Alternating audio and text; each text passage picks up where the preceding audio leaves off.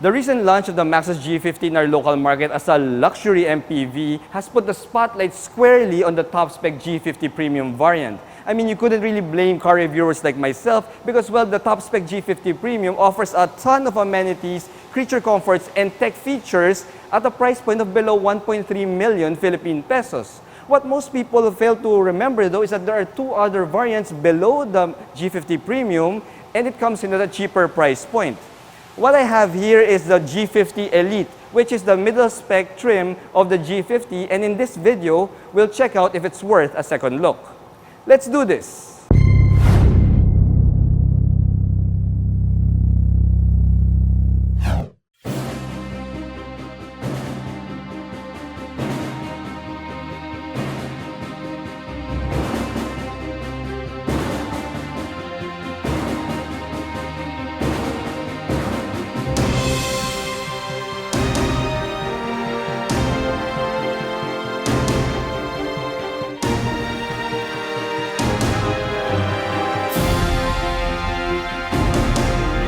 Hello guys, I'm Reagan and today we check out the middle-level trim of the Maxus G50, the Elite variant. Special thanks to Maxus Quezon Avenue and Sir Eugene Albar for this weekend lend-out. If you want to see the G50 Elite in the flesh, head on down to Maxus Quezon Avenue and check them out. Or you may contact Sir Eugene in my description below. 120,000 Philippine pesos. That's exactly the price difference between the top-spec G50 Premium and this mid-level G50 Elite. Now, to some people, that may seem like a ton of money, but to others, it's a small price difference, especially when you go for a car loan financing. Now, the G50 Premium is a very well-spec'd variant, and if you want to know more about that particular vehicle, you may click the link above and watch my car review for that. Now, what exactly do you forgo when you go with this mid-level Elite trim versus the top-spec Premium? Definitely not the looks, guys, because the front fascia of this Elite looks exactly the same as the top-spec Premium. You get the same gaping wide front chrome grille here, and you also have this futuristic-looking headlight housing that houses halogen headlights, though, in the mid-level variant versus the LED units that can be found in the top-spec Premium. I must say, guys, though, that regardless of trim, the G50 in this classic white color looks so beautiful. I mean, I know that Maxus offers some funky color options like Roland Purple, but to get it in this classic white, it's as elegant as you can get. When you get to the side profile of the G50 Elite, you'll see that it's exactly the same as the one that can be found in the top-spec Premium. However, I must say that in this classic white color, the G50 gives off more of that minivan vibe rather than that of an MPV, and that's quite a good thing. However, this middle-level Elite trim doesn't get power folding side mirrors because this feature is only reserved for the top-spec Premium variant. Now, that's a little bit of a deal breaker for me because, well, a power folding side mirror has a lot of useful applications, especially when you're driving in a congested city like Manila. Now, for wheels and tires, you get the same set of wheels and tires that can be found in the G50 Premium. These are 17-inch gunmetal wheels and they're wrapped in 215/55 R17 tires. For an MPV, guys, these wheels are truly gorgeous, especially in their gunmetal finish. Now, behind these wheels, you'll get four-wheel disc brakes. You've got ventilated disc up front, solid disc at the back. This is a feature that's standard across all of the Maxus G50 trims. When you get to the rear end of the G50 Elite, you'll see that it's quite a stylish rear end with just enough detail to keep it elegant. You get a nice chrome strip down here in the center and the words Maxus spelled out in big bold letters. Now, I'm not really a fan of car manufacturers putting their names in big bold letters at the rear end of their car offerings, but in this case, this has been executed quite beautifully that it passes in my book. Now, you also have LED taillights here, and if you look at the whole rear end of this G50 Elite, there's absolutely no difference at all from the top-spec Premium variant. However, when you pop open the liftgate, that's when you'll see the actual difference. You see the G50 Premium comes with an automatic power liftgate, while this Elite variant has to make do with a manual operated liftgate. It's not really a big issue because, well, this liftgate isn't as heavy as some of the other minivans being offered out there. Now, when you see the inside of this G50 Elite, you'll see that you've got a cavernous amount of, well, luggage capacity. We still don't have the figures though, but I could easily tell you guys that you could fit at least 5 large suitcases right here inside, well, your G50 Elite trunk space. That's when you have the third row folded. With the third row up, you'll see that you still got a decent amount of trunk capacity here, enough to put a couple of hand carry suitcases or maybe even a medium-sized suitcase. Now the good thing here, guys, is the floorboard can open and show you more storage capacity here. This baby already has a ton of space here, even under the floorboard, and the space is almost equal to the ones that you can find in, let's say, a small hatchback offering. You'd also be happy to know, guys, that all G50 variants in the Philippines also come with a donut spare tire rather than a fix-a-flat. Now that is a welcome feature, especially in today's times, well, when manufacturers don't really give you an actual spare tire anymore. At least here, you still get a donut spare tire. Now, if you haven't watched my G50 Premium review, you might want to listen on for the engine specs. All Maxus G50 variants in the country are powered by the same 1.5-liter turbo petrol engine that's good for 167 horses and 250 Newton meters of torque. This baby is also mated to a 7-speed dry dual-clutch transmission that is put there to maximize fuel economy for such a heavy and, large MPV. Now, when it comes to my fuel economy figures, I haven't really had a chance to drive this on the highway yet, but when I went around the city, I was averaging around 7 kilometers per liter in pure city driving.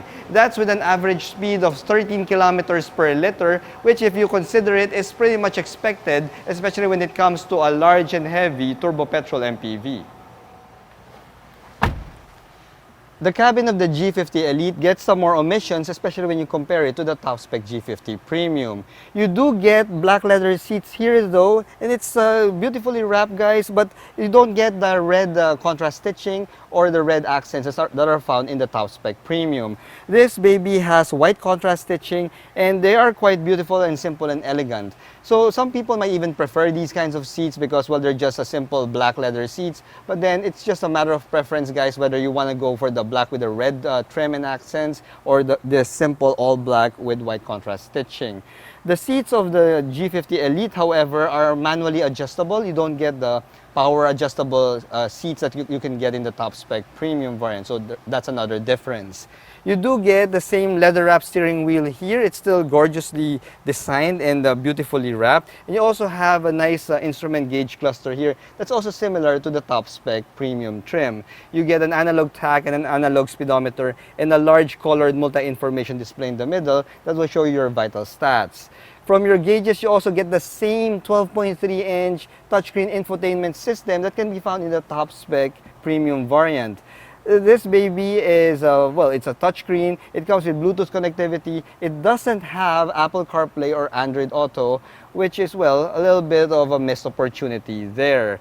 The thing is, the G50 Elite also comes with a 360-degree view camera, a feature that I was quite surprised to find, especially in a middle-level trim of the G50. I would normally expect that the 360-degree view camera would be reserved to the top-spec variant. However, you have it here.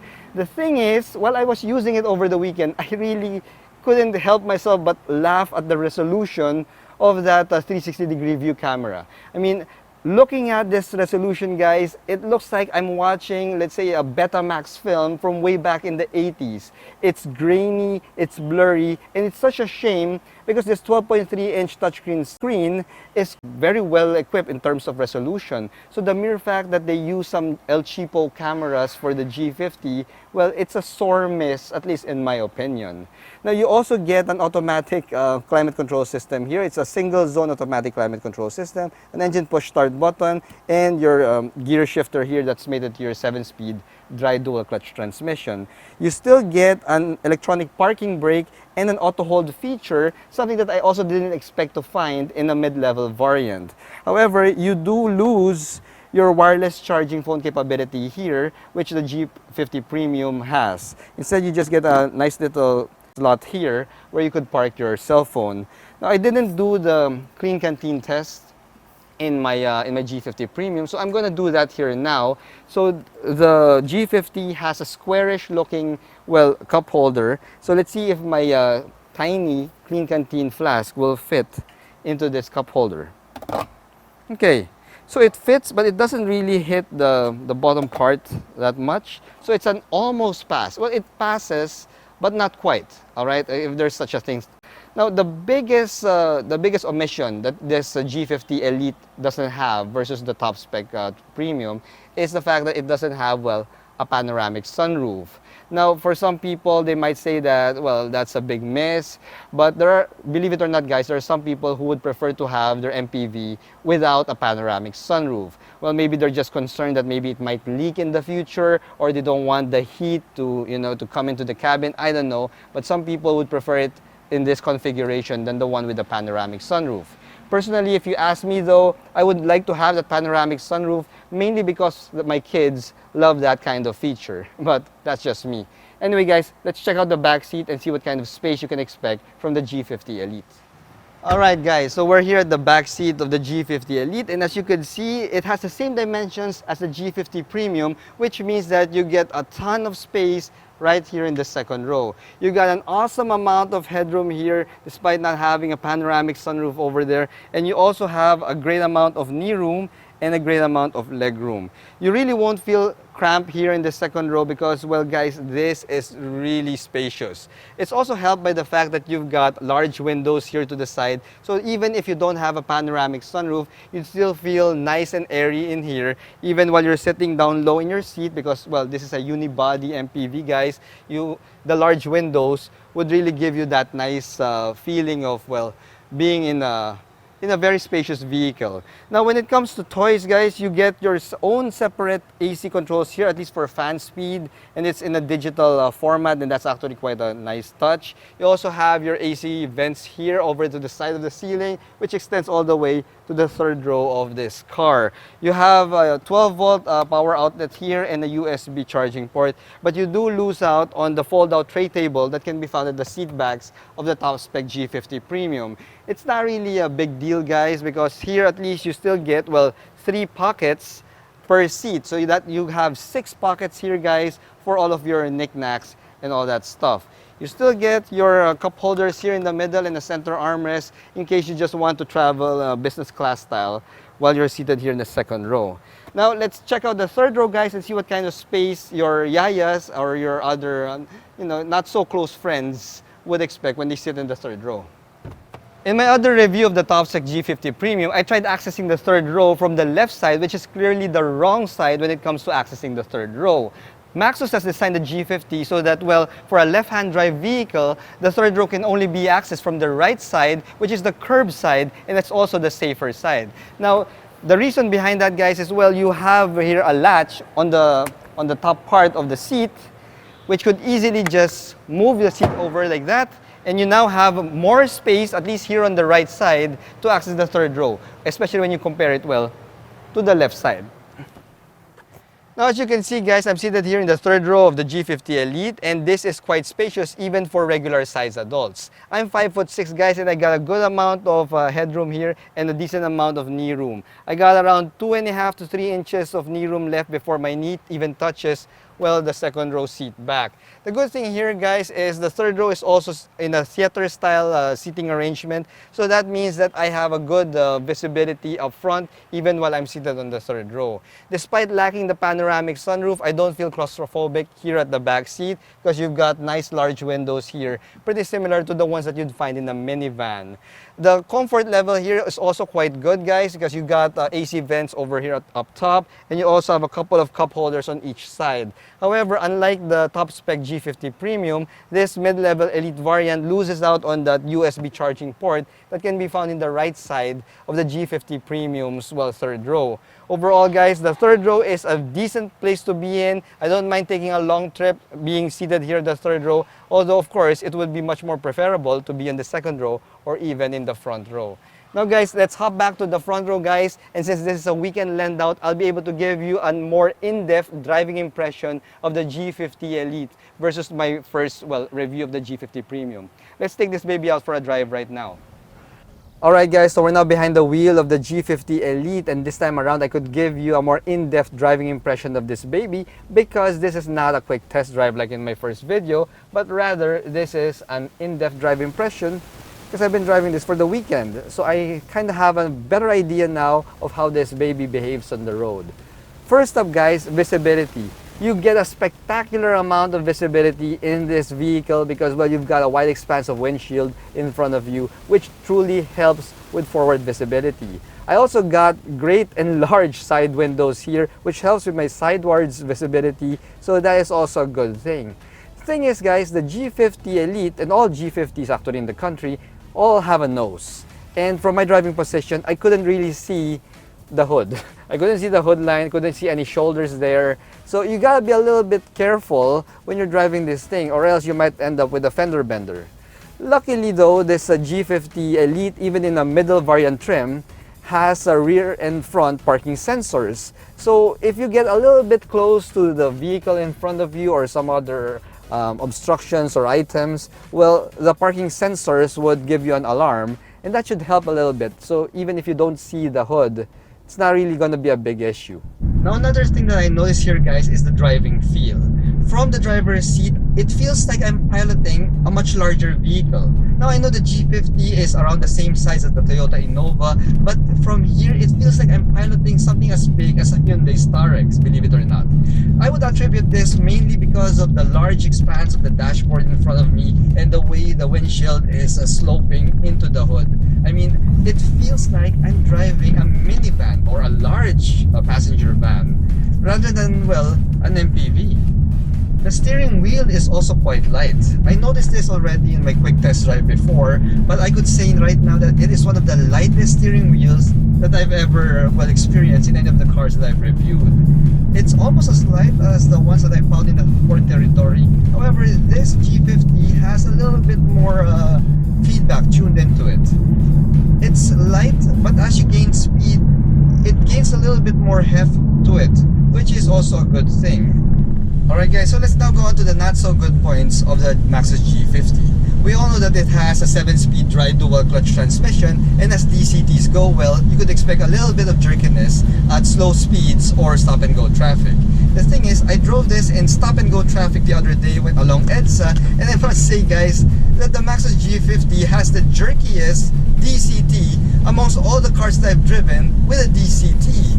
So it's a little bit disconcerting, guys, especially if you're used to, let's say, a vehicle that has a standard automatic transmission or a CVT transmission. Granted, at higher speeds or faster speeds, this transmission shifts very quickly. And since the fact that, well, this G50 also has 167 horses and 250 Newton meters of torque, it's also the most powerful MPV that I've ever driven amongst my car reviews. So that's gotta count for something.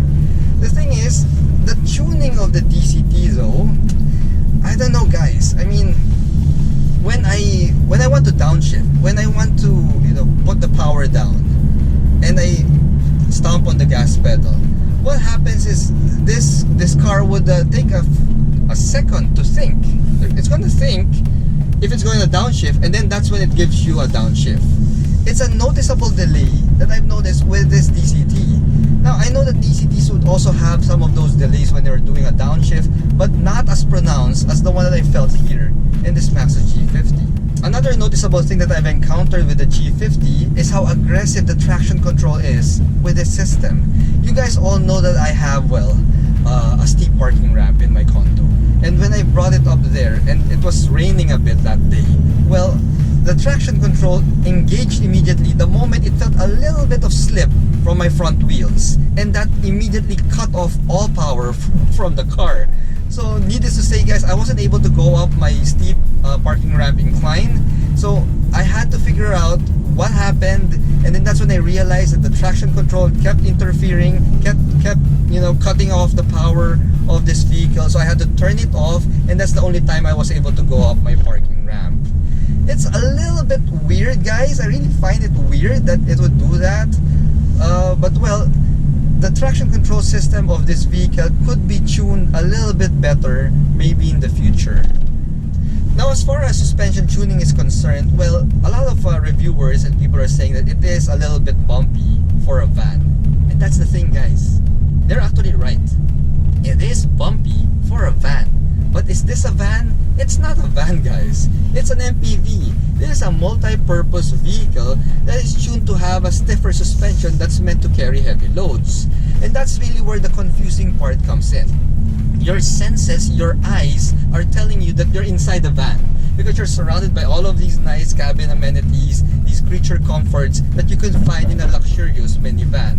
The thing is, it's still an MPV. So as an MPV, in terms of suspension tuning, it is pretty decent. It's not as jarring or as bone jarring as like some of the other MPVs out in the market.